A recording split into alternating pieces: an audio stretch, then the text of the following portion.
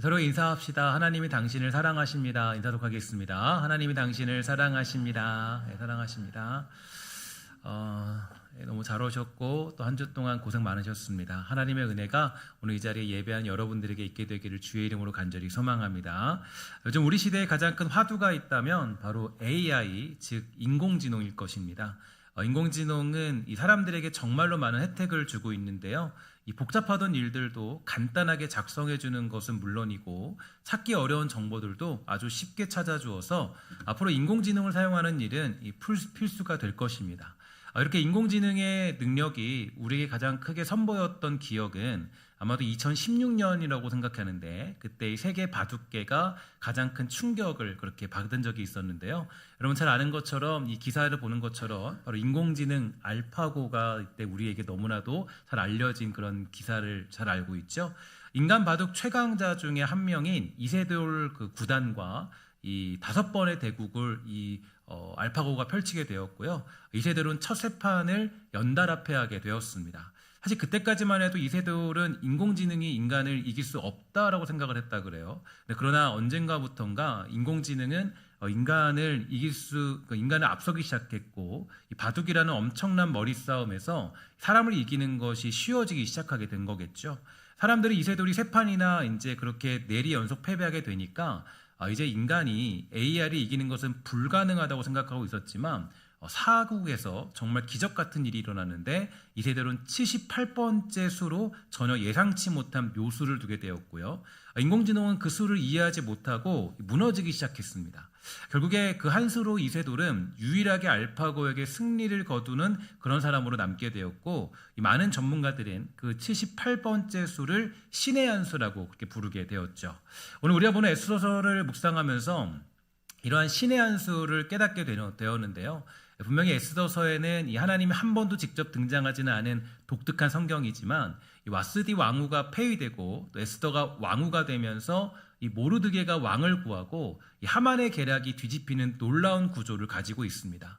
우리는 잘 알지 못하지만, 깨닫기 어렵지만 에스더의 모든 흐름 속에는 하나님의 정확한 타이밍, 또 예상치 못한 신의 한 수들이 존재하고 있다는 것을 보여주고 있는데요. 우리는 알 수 없지만 이 하나님은 때때로 정확한 타이밍에 예상치 못한 한 수를 두셔서 우리를 살리시고 전세를 뒤집으십니다. 오늘 그 놀라운 신의 한 수가 나타나고 있는데요. 바로 와스디 왕후가 폐위된 그런 사건이 등장하고 있죠. 일단 에스더의 배경을 보면 이 페르시아 제국 시대 중에 아하수에로 왕, 헬라식 이름으로 보면은 이 크세르크세스 1세의 통치 시기를 배경으로 하고 있습니다. 지금 벌어지고 있는 이 사건은 이 수상궁성, 즉 페르시아 제국의 행정 수도인데요. 당시의 유대인들은 이 바벨론 포로기 이후에 많은 유대인들이 아직 페르시아 전역에 흩어져 살아가던 그런 상황이었습니다. 그러한 중에 아하수에로 왕은 이 180일이나 지속되는 대연회를 열었고, 이어서 모든 백성을 위한 7일간의 잔치를 벌였다, 이렇게 배경을 설명해주고 있는데요. 그런데 문제는 이 잔치 말미에서 벌어집니다. 바로 왕이 술에 취한 상태에서 왕후 와스디를 불러서 미모를 자랑하려고 그렇게 했는데, 와스디 왕후가 이것을 거절하게 된 거죠. 그리고 이 사건은 강력한 힘을 자랑하던 왕권에 큰 도전이 되었고, 결국 와스디 왕후는 폐위하게 되는 최후를 맞이하게 된 것입니다. 이 일이 지금 보면 별것 아닌 것 같아요. 그냥 그저 한 역사에 어쩌다 보니까 일어나는 사건처럼 보이는데, 지금 이 사건이 없었다면 아마도 에스더가 등장할 일이 없었을 것입니다. 그리고 또 유대인 말살 정책을 펼치려고 했던 하만의 책략을 막을 수 있는 길은 아마도 생기지 않았겠죠. 다시 말해서 하나님은 이미 에스더를 세우기로 작정하심으로 그녀가 하만의 정책에 맞서서 그들을 구원하시기 위한 신의 한 수, 그것을 오늘 본문 1장을 통하여 행하고 계신 것을 볼 수가 있게 됩니다. 오늘 우리들의 삶도 마찬가지라고 얘기할 수가 있을 것 같아요. 종종 우리는 이해할 수 없는 일들을 만나기도 하고 당황스러운 일을 경험하기도 합니다. 또한 때때로 우리가 만나는 많은 일들에 정말로 하나님의 뜻이 있을까? 이런 고민이 들 때도 있게 되죠. 그러나 우리가 잊지 말아야 될 것은 바로 지금도 하나님은 우리를 위하여서 일하고 계신다는 사실을 잊지 마시기를 주의 이름으로 간절히 부탁을 드리겠습니다. 그래서 지난 새벽에 본문을 보면요, 이제 그 시편 119편을 여러분들이 묵상하고 있지 않습니까? 오늘까지도 원래는 시편 119편을 묵상하는 것인데 이제 119편을 많이 묵상했기 때문에 내일부터 시작되는 에스더 1장을 여러분과 나누고 있습니다. 그래서 제가 지난주에 시편 119편을 묵상하면서 저에게 가장 이해가 되지 않는 그런 이 고백이 하나 있었는데요. 그 고백이 뭐냐면 바로 126절에 보면 이런 말씀이 있어요. 시편 119편 126절입니다. 함께 다 같이 읽도록 하겠습니다. 시작. 그들이 주의 법을 폐하였사오니 지금은 여호와께서 일하실 때니이다. 아멘. 사실 이 시편의 내용을 살펴보면 지금 시인은 압제를 당하고 있고 불공평한 처우를 만나고 있는 그런 상황이었음에도 불구하고 너무나 어려운 상황 중에 하나님을 찾고 부르짖었지만 몸이 매우 피곤한 상태가 되어 있는 중이기도 한 상태였습니다. 뿐만 아니라 아마도 시인이 살고 있는 현재는 하나님의 말씀을 무시하고 그 말씀을 인정도 하지 않은 상황에 놓여 있는 것처럼 보이는데 그럼에도 불구하고 이 시인이 고백하기를 바로 지금이 여호와께서 일하실 때라고 고백하고 있다라는 거죠. 사람들이 보기에는 여러 가지 상황과 환경으로 볼 때 분명히 아무런 일도 일어나지 않을 것 같고 하나님이 일하시지 않을 것 같은 상황이지만 시인은 확신하고 있어요. 하나님, 지금이 바로 하나님이 일하실 때입니다. 오늘 여러분들의 인생은 과연 어떤 상황에 놓여져 있을까요? 때로는 정말로 아무리 기도해도 하나님이 일하시는 것 같지 않은 상황에 처해 있을 때도 종종 있게 되죠. 왜 하나님 일하지 않으신가요? 왜 하나님 가만히 계십니까? 왜 하나님 저를 그냥 이대로 두시는 건가요? 이런 마음이 들 때가 있겠지만 우리는 왓스디를 패하셔서 자기 일을 하시고 우리를 구원하시는 일을 마련하고 계심을 기억할 필요가 있다라는 것입니다. 그러면 전혀 하나님의 일하심이 아닌 것 같은 상황에서도 여전히 하나님의 일하심을 깨닫는 사람들은 과연 어떤 사람들이었을까요? 바로 말씀을 묵상하는 사람들이 어떤 순간에도 흔들리지 않는 길을 걸어갈 수가 있다라는 거예요. 하나님과 가까이 하는 자들이 또 하나님과 깊은 관계를 가지고 있는 자들, 이런 자들이 곧 어떤 순간에도 흔들리지 않는 하나님의 일하심을 깨달을 수가 있게 되는 것입니다. 에스더서를 보면은 이제 그 에스더 외에도 등장인물이 한 명 더 있는데 모르드게라는 사람이 등장하고 있죠. 에스더 4장 13절부터 14절에 보면 이런 말씀이 있습니다. 모르드게가 그를 시켜 에스더에게 회답하되 너는 왕궁에 있으니 모든 유다인 중에 홀로 목숨을 건지라 생각하지 말라. 이때 내가 만일 잠잠하여 말이 없으면 유다인은 다른 데로 말미암아 노임과 구원을 얻으려니와 너와 내 아버지 집은 멸망하리라. 내가 왕후의 자리를 얻은 것이 이때를 위함이 아닌지 누가 알겠느냐 하니. 하나님과 가까운 삶을 지냈던 이 모르드게는 하나님의 일하심과 섭리를 아는 사람이었고 지금 벌어지고 있는 그 모든 것들이 하나님의 뜻 안에 있다는 것을 알고 있는 상황이었습니다. 그러니까 이 모르드게는 확신하는 거죠. 만약에 너가 이 일에 목숨을 걸지 않아도 그 어떤 누군가가 일어나서 우리를 구원할 것이다. 다만 만일 너가 그 일에 쓰임받기 위해서 그 자리에 있다라는 것을 인지해라. 이렇게 얘기해주고 있습니다. 이 모르드게는 확실히 하나님의 섭리를 아는 사람들이었어요. 그러니까 그가 하나님의 섭리와 일하심을 아는 이유는 무엇보다도 말씀을 가까이 하고 말씀을 깊이 묵상한 사람이기 때문이 아니었겠습니까? 성경에는 정말로 많은 사람들이요. 하나님의 섭리와 특히 신의 한 수와 같은 어떤 일들로 말미암아 하나님께 쓰임받는 사람들이 많이 등장을 합니다. 대표적으로 요셉이라는 인물을 보면 형들에게 미움받아서 애굽에 팔리고 억울하게 감옥에 갇힌 인물에 불과해 보였죠. 그는 아무것도 할 수 없는 그런 처지였고 무언가 대단한 역사가 일어나지도 않을 것 같은 상황을 맞이했습니다. 실패자처럼 보인 요셉의 인생은 아무리 봐도 하나님의 역사가 일어날 것처럼 보여지지 않았지만 하나님의 때에 그는 준비된 인물로 쓰임받을 수 있었던 것이죠. 그 실패자의 길이 애굽의 총리로 가는 길이었고 애굽의 총리가 된 요셉은 자신의 가족들뿐 아니라 온 이스라엘을 구원하는 놀라운 역사를 경험하게 된 것입니다. 창세기 50장 20절은 이렇게 말하고 있습니다. 함께 있습니다. 시작. 당신들은 나를 해하려 하였으나 하나님은 그것을 선으로 바꾸사 오늘과 같이 많은 백성의 생명을 구원하게 하시려 하셨나니. 아멘. 지금 내가 실패하는 삶을 살고 있다고 해서 두려워할 것이 없는 것은 하나님은 오늘도 우리를 위해서 역사하시고 준비하시는 하나님이시기 때문입니다. 또한 룻기서를 보면요, 이 룻은 남편을 잃고 시어머니 나오미와 함께 이 베들레헴으로 돌아온 안타까운 인생의 여정을 그렇게 보내는 인물에 불과했죠.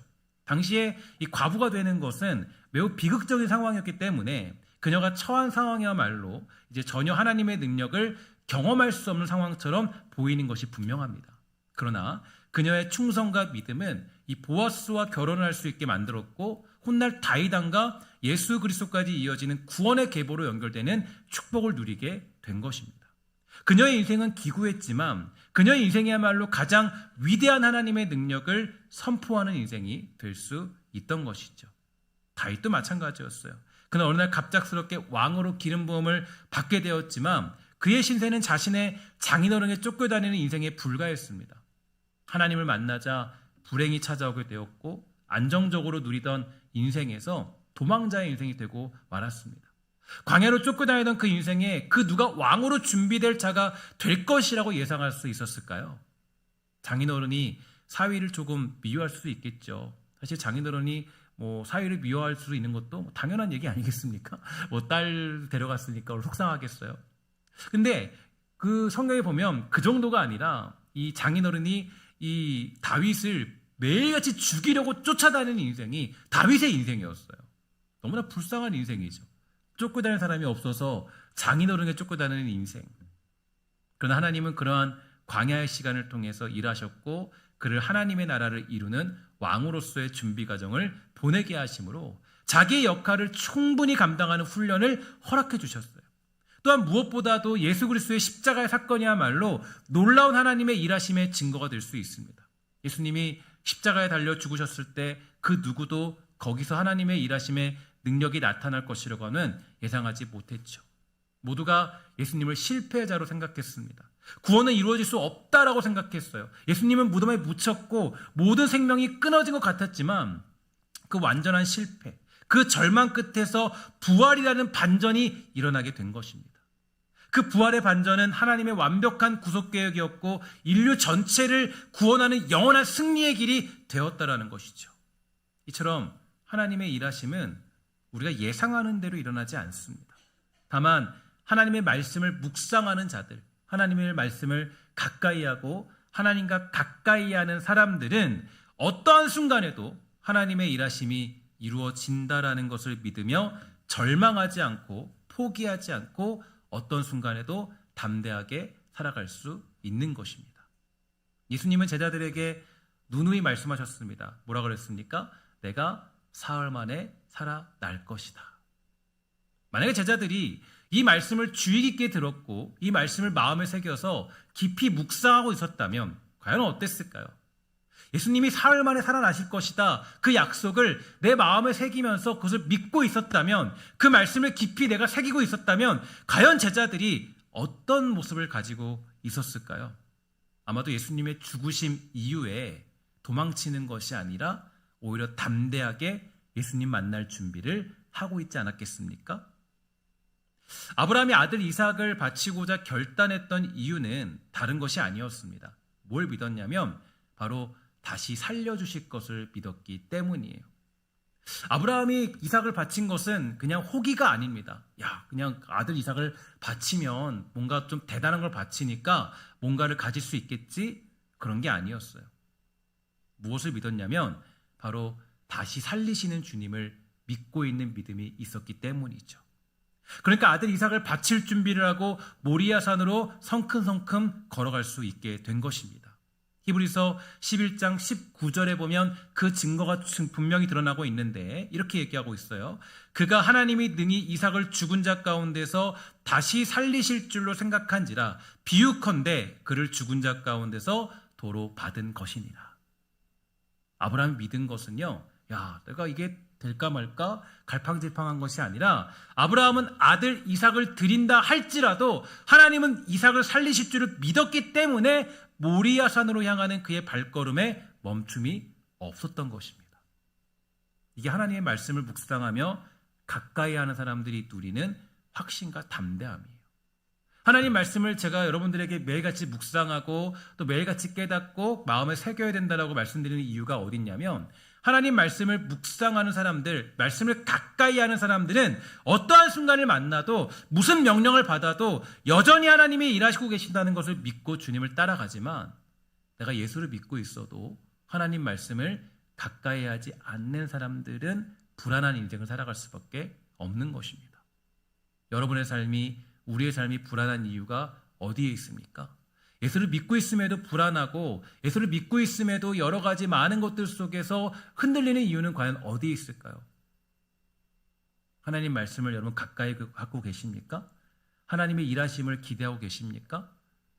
하나님 말씀을 묵상하는 사람들은 그 모르드게의 고백처럼, 야, 너가 아니더라도, 너가 지금 이 일을 행하지 않는다 할지라도 누군가가 일어나서, 그 일을 잘 모르지만, 알 수 없지만 누군가가 일어나서 반드시 우리를 구원해낼 것이다 라고 고백하는 담대함이 있다라는 거예요. 말씀을 묵상한다라는 것은 그저 여러분들이 어떤 미래를 알고 미래를 깨달아서 야, 이게 편안한데 이런 게 아니라, 아, 여기에 하나님의 일하심이 있구나라는 것을 깨닫게 되기 때문에 그 확신 가운데 담대함을 가지고 살아갈 수 있는 것입니다. 히브리서 11장 7절에 보니까 이렇게 얘기해주고 있습니다. 믿음으로 노아는 아직 보이지 않는 일에 경고하심을 받아 경외함으로 방주를 준비하여 그 집을 구원하였으니 이로 말미암아 세상을 정죄하고 믿음을 따르는 의의 상속자가 되었느니라. 노아는 보이지 않는 일에 경고하심을 받았고 방주를 준비했습니다. 그 길은 외로운 길이었어요. 비난받고 조롱받는 길이었죠. 이 땅에서 그는 미친 사람으로 취급을 받았을지도 모르겠습니다. 그러나 노아는 묵묵히 그 길을 걸어갔어요.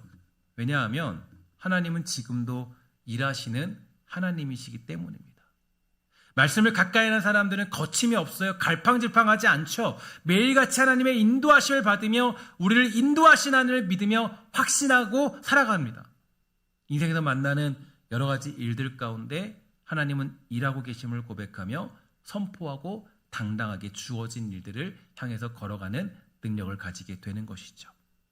지난 수요일 제가 주님은 나의 최고봉 강해를 하게 되는데요. 저는 수요일마다 이제 그 강의를 진행하는데 창세기 12장 1절을 제가 해석해 드리면서 이렇게 말씀드렸습니다. 이렇게 되어 있어요. 너의 고향 친척 아버지의 집을 떠나 내가 내게 보여줄 땅으로 가라 라고 되어져 있는데, 여기서 중요한 핵심은 뭐냐면 하나님이 그에게 목적지를 알려주지 않았다라는 점이에요. 그러니까 하나님을 믿고 말씀을 묵상한다는 것이 어떤 내가 오늘의 환상을 본다거나 오늘의 어떤 예언을 한다거나 그런 건 아니에요.